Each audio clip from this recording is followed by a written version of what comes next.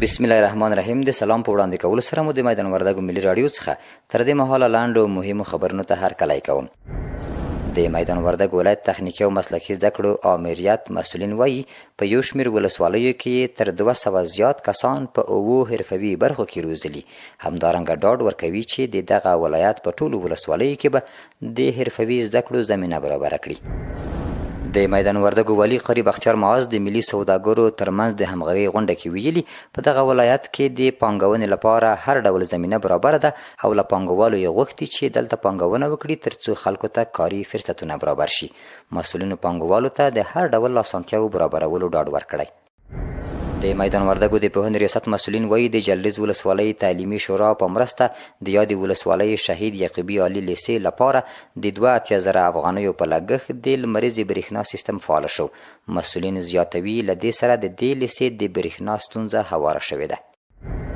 د میدان وردګ ولایت د امر بالمعروف نهی عن المنکر او شکایتونو اوریدلو ریاست مسؤلین وایي محتسبینو یې د دغه ولایت نرخ ولسوالۍ په صدمرده سیمه کې د هغه پلار حقوق بیرته ورته ترلاسه کړي چې د زامنو له لوري یې 8 کاله ترې محروم کړل شوی و. محتسبین وایي د دې پلار زامن احضار د قرآن او حدیثو په رڼا کې د پلار او مور حقوق ورته بیان کړي او یادو کسانو خپل پلار ته د محتسبینو په حضور کې د هغه د حقوقو د تامین تضمین ورکړی دی.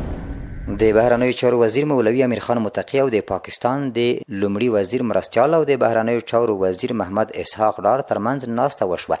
د ناسته کې د دواړو هیوادونو ترمنځ د سیاسي، اقتصادي، سوداګریزو او ترانزیټي اړیکو سربیره په سترو پروژو او د کډوالو پر موضوعاتو خبرې شوې دي.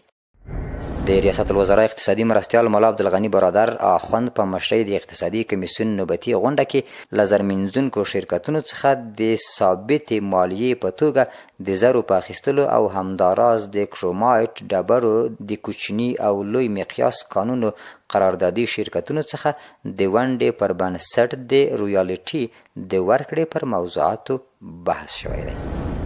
د لوګر ولایت په برکي برک، څرخ او خروار ولسوالیو کې د 15 میلیونه افغانیو په لګښت د 9 ښوونځیو لپاره جوړې شوې ودانۍ ګټې اخیستنې ته وسپارل شوې. دغه ودانیو په جوړېدو سره شاوخوا 2000 زده کوونکو ته د زده کړو زمینه برابره شوې ده.